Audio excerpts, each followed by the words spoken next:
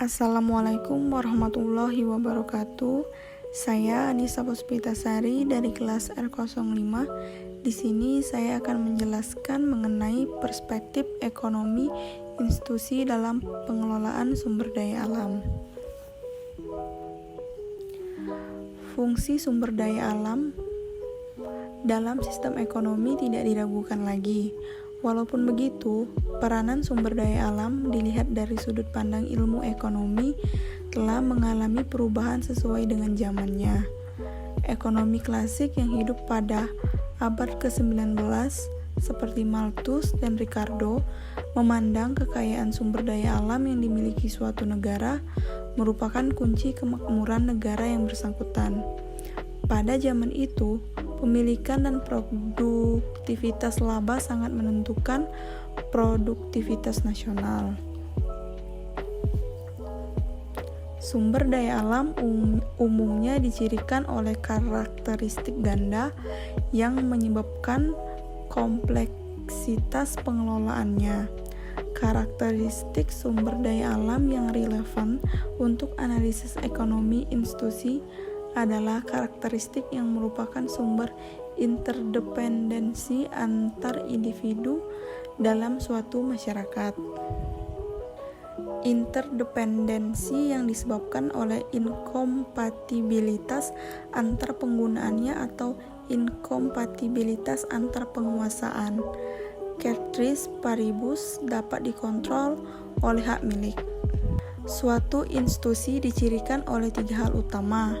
Yang pertama, batas jurisdiksi. Yang kedua, property rights. Yang keempat, representasi. Perubahan institusi dicirikan oleh perubahan satu atau lebih dari unsur tersebut.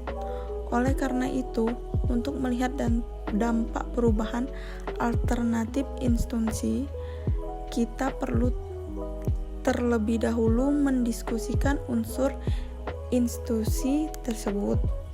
Batas jurisdiksi, penentuan siapa dan apa yang tercakup dalam suatu institusi dalam suatu masyarakat ditentukan oleh batas jurisdiksi. Banyak permasalahan dan isu dalam ekonomi berkaitan dengan struktur dari batas jurisdiksi ini. Konsep batas jurisdiksi dapat berarti batas wilayah kekuasaan atau batas otoritas yang dimiliki oleh suatu institusi atau mengandung makna kedua-duanya. Property rights. Konsep property rights selalu mengandung makna sosial. Konsep ini atau pemilikan ini sendiri muncul dari konsep hak dan kewajiban yang didefinisikan atau diatur oleh hukum, adat, dan tradisi, atau konsensus yang mengatur hubungan antar anggota masyarakat dalam hal kepentingannya terhadap sumber daya. Aturan representasi. Aturan representasi mengatur permasalahan siapa yang berhak berpartisipasi terhadap apa dalam proses pengambilan keputusan. Keputusan apa yang diambil dan apa akibatnya terhadap performance akan ditentukan oleh kaidah representasi yang digunakan dalam proses pengambilan keputusan. Situasi sebagai sumber interdependensi. Pengetahuan tentang situasi dari komoditas yang dibicarakan sangat diperlukan dalam memprediksi dampak alternatif institusi terhadap performance. Situasi di sini didefinisikan sebagai karakteristik inherent yang melekat pada komoditas yang dibicarakan. Karakteristik tersebut merupakan sumber interdependensi. Oleh karena itu, pengetahuan tentang situasi dari suatu komoditas sangatlah penting dalam analisis dampak perubahan institusi. Inkompatibilitas. 2 atau 3 aktivitas dikatakan memiliki sifat inkompatibilitas apabila suatu aktivitas dipilih karena persyaratan teknologi, aktivitas lainnya tidak dapat disertakan. Dengan demikian, satu aktivitas secara lengkap mengeluarkan aktivitas lainnya. Ongkos eksklusi tinggi. Memiliki sesuatu tidak selalu berarti bahwa pemilik akan selalu memperoleh atau menanggung manfaat ongkos dari apa yang dimilikinya.